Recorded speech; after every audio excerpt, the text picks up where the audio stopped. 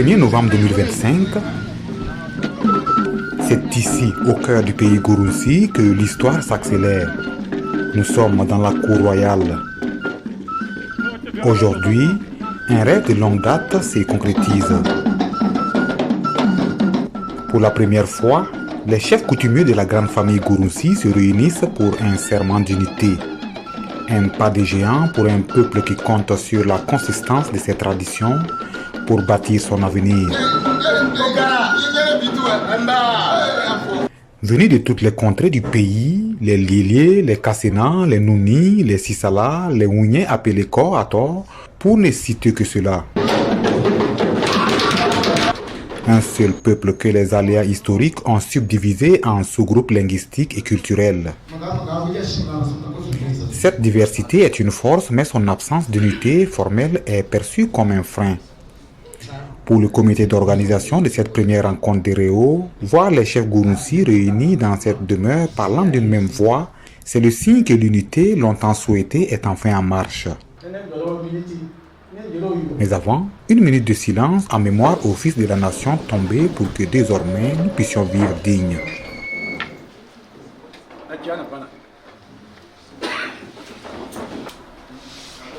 Bien avant cette rencontre que nous apprécions tant aujourd'hui, nous, jeunes Gurunsi de Ouagadougou, avions commencé depuis plus d'une année des démarches, des visites fraternelles, des rencontres familiales dans le même esprit, celui de nous ressouder. Et ces initiatives ont toujours été saluées par tous les sous-groupes de notre communauté Gurunsi. C'est pourquoi aujourd'hui, voir nos chefs prendre ce même chemin nous remplit de joie et de fierté. Oui, nous croyons que ce n'est pas le hasard ni la coïncidence, mais bien la volonté de Dieu et de nos ancêtres. Ils ont voulu que Réaux, terre bénie, accueille aujourd'hui ses propres enfants pour écrire ensemble une nouvelle page, notre histoire commune. Quand la termitière vit, elle ajoute de la terre à la terre. Cette rencontre, c'est exactement cela. L'événement est historique. Autour du chef de Réaux, figure haute, les chefs Gurunsi ont franchi un pas symbolique d'union et de fraternité. Comme on vient de dire, la région de Nandon est constituée de 4 provinces. Et ces 4 provinces-là, si c'est le chef de Réaux qui doit représenter la province de... la province de Sangué, il va consulter les autres chefs de canton et envoyer un seul représentant. Vous allez voir que facilement on va s'en sortir. Cette rencontre n'est pas une assimilation uniformisante, mais une reconnaissance mutuelle et une volonté affichée d'unité stratégique. Revêtus de leurs attributs sacrés, ils scellent ici un pacte de démarche synergique.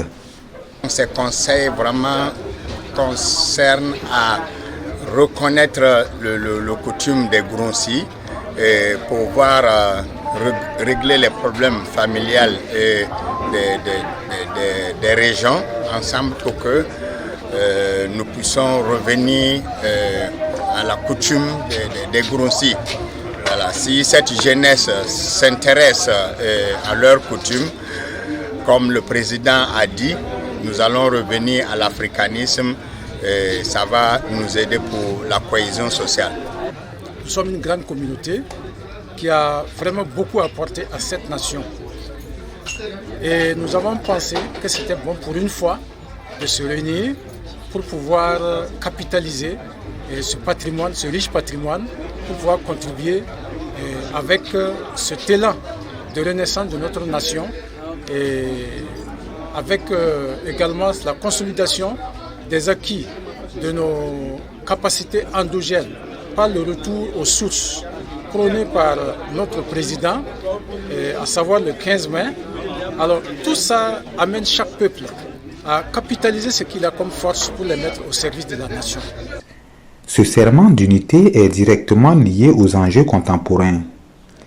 Dans un contexte national difficile, la solidarité intercommunautaire est un pilier de la résilience.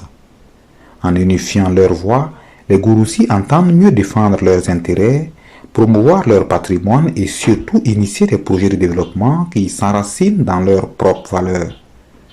Au cours des échanges, la parenté à plaisanterie s'invite à la table de discussion. Et attention, les Gouroussis sont en train de se réveiller. S'ils se réveillent, si on les laisse se réveiller, c'est pas bon. Voilà, mais vraiment, c'est très très bien. Je vais dire quoi? Je vais, à partir d'aujourd'hui, baptiser Pissa. Je vais devenir intelligent. Nous avons organisé cette rencontre pour que ces jeunes sachent le Gouroussi de Pau, de Léo, de la couronne du Sandé, du Ziro, ils sont de même père. C'est le fait de, avec le tiraillement, les conflits qu'il y a eu,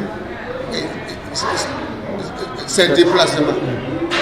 Et nous voulons beaucoup travailler là-dessus.